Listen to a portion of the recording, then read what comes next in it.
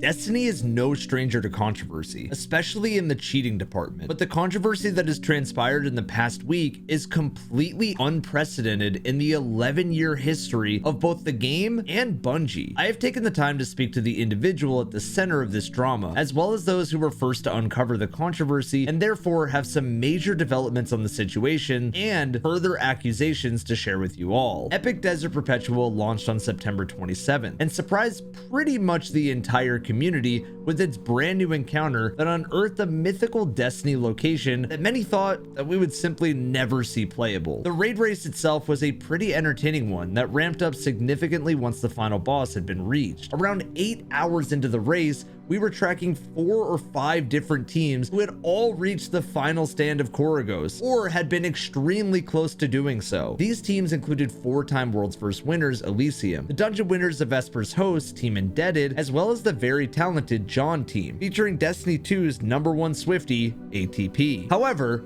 there was one more team who were also seriously in the running for a world's first clear, and this was the team who would find themselves at the center of all of this controversy: a world's first winning champion team, Team Parabellum. Parabellum made history when they became the team to claim the world's first title for the insane Salvation's Edge raid race. However, only half of the team who claimed this title back in June of 2024 would still be participating for Parabellum in the epic race. Tyrax was now a part of Team Rutek. Ham is no longer a part of Parabellum and was playing on a completely different team for this raid race after claiming that he was going to boycott it, and then he decided to play. The third member was Bravo, who has the most interesting story of all for this video, as following his victory in Salvation's Edge, he landed himself a job working at Bungie as a QA tester for the raid and dungeon content, and therefore he likely had a key role in the success of the much loved Desert Perpetual contest mode. Obviously, as Bravo had been testing normal and epic Desert Perpetual prior to launch, he was forbidden from playing in the race. But this is where the gray area and controversy really began to start. Clan Elysium eventually came from behind to claim the world's first epic raid title, a little over 8 hours and 15 minutes after the launch, around 20 minutes before Indebted would claim third place, with Team from China placing second sometime in between. However, almost 24 hours after the launch, a tweet surfaced from user Nuo, claiming that Bungie Rad Tester had been sharing mechanics with another team, quote, before 5 teams had cleared the raid. The replies to this tweet were mixed, with some utterly confused and others confirming the claims that Nuo had made. ATP, who had been close to World's First himself, replied saying that, quote, it wasn't even subtle. Maybe let's go full screen to Mork. Yeah, I would say let's see Parabellum and see how they're doing. Whatever they're doing, I gotta say, this looks really insane. What? This is before they're even going to damage, CB.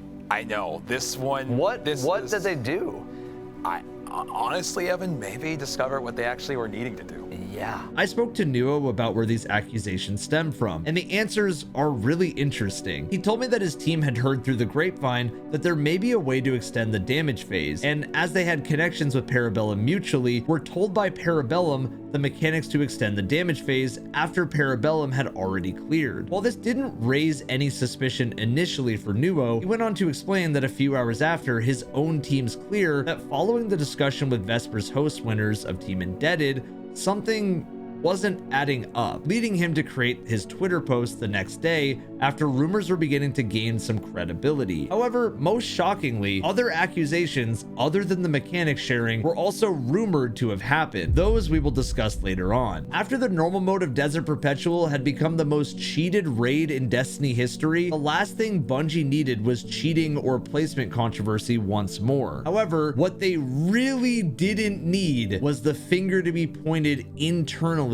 at employees. Many within the raid racing scene immediately knew that these accusations were about Bravo, but the extent of the accusations is what became a little bit more confused as the news spread across the community. Some interpreted that Bravo had been actively guiding Parabellum through the Korogos fight as a way of aiding them to another belt, and therefore breaking an NDA, also known as a non-disclosure agreement. However, this seems as if it's entirely untrue.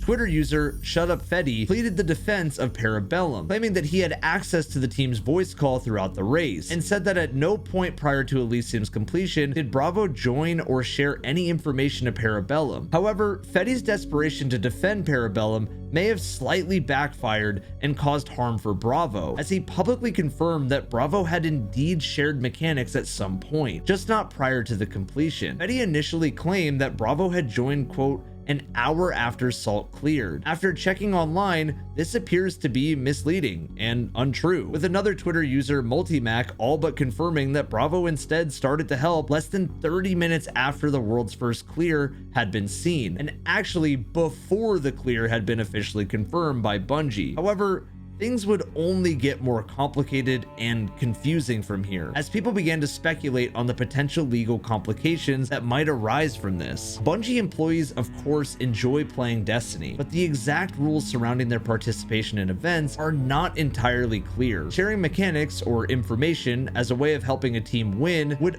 obviously be a complete breach of contract and inevitably result in legal action. However, the precise moment when this NDA ends is publicly unclear. A former Bungie employee and Twitter user Epionzilla replied to Giggs on Twitter saying, quote, as far as I remember, we weren't even allowed to partake in the race. One may expect that this quote from a former employee would clear the whole situation up and render Bravo guilty, but it in fact did the opposite, as people now began to speculate when the race was technically declared over. Was the race over when contest mode ended? Was it over when the eventual world's first team cleared the raid? Or was it declared over when Bungie formally announced the winner? The reason for this clarification was important, as it would ultimately determine the severity of any action Bravo could face, ranging from a complete breach of an NDA if he had shared info before an official Bungie confirmation, to him technically doing nothing wrong at all if the race was declared over once Elysium cleared. Epionzilla further added to this conversation by saying, quote, I left the studio a few years ago now, but I'm pretty sure the team still considers the exclusive emblem a worthy reward, which means that employees should probably restrain themselves during that lapse of time. Speculation into the consequences Bravo would face came to an end 3 days after the race, when the community realized that all association to Bungie was removed from his Twitter bio, all but confirming that he had been likely fired or asked to leave his role at the company. I decided to do my part in terms of not making this about drama, but making this about facts, and I reached out to Bravo following this revelation and asked him for his side of the story on the matter, and this is what he had to say. Quote, what I can say is that I never intended to be malicious. I'm just a mega fan of the game and didn't separate that part of me with the professional part, which resulted in a very stupid mistake that I shouldn't have needed to learn the hard way. He would continue to confirm that he was no longer affiliated with Bungie anymore in any way, before defending Parabellum's role in the controversy with, quote, Parabellum is a team of genuinely good people. They never asked me for secrets or strategies for racing, and I hope my actions don't bring them down in any way. The reaction to his detachment from Bungie was mixed from the community, with some feeling it was unjust as the first place prize hadn't been affected, while others actively celebrated it. However, the fact he lost his role at Bungie suggests that a contract or NDA of some sort was indeed broken. There is an argument I've been seeing online that suggests that Bungie is in the wrong for setting these rules in the first place, that placement on an unofficial leaderboard means nothing at the end of the day. And although I can kind of understand this argument, it does inevitably have a flaw. While to the majority of the community, placement does not matter, to the raid racing community who takes these races seriously,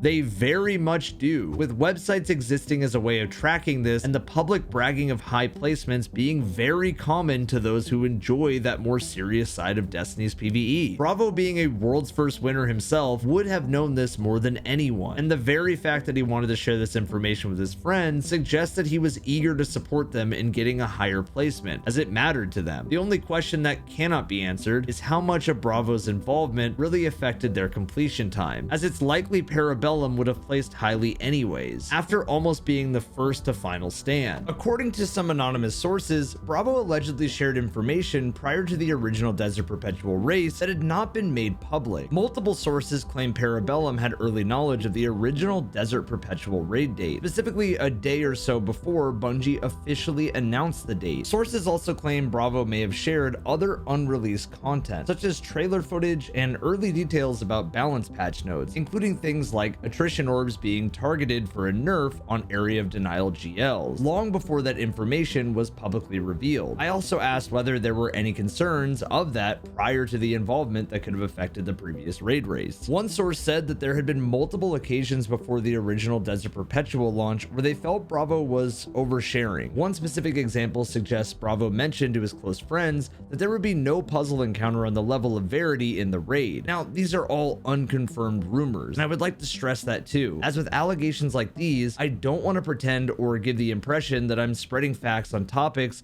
where there isn't true evidence. However, there is one final twist in the tale. On the 5th of October, 6 days after Bravo was released, another very talented raider, A-Tides, announced that he had accepted the offer from Bungie to become a QA tester for Destiny, which very much sounds like a reaction from Bungie to filling a hole that suddenly appeared. What's ultimately most confusing to me is that some people celebrated this incident, when in reality, this is nothing but an unfortunate situation for the community. At a time where Bungie is so heavily criticized for not listening to players, it's incredibly sad that Destiny has lost a talented gamer and tester who repeatedly exercised his pure passion for the game. To many, the innovation and design of Desert Perpetual makes it one of Destiny's greatest raids, and Bravo had a role in making that experience what it was. And to lose someone like that over a silly mistake is nothing but a bad thing. I want to thank Bravo for his clarifying comments and acknowledge he's been nothing but respectful through all of this. Please be supportive of him despite his error, and I hope he settles in a new studio in the near future, as I'm sure he will only do great things.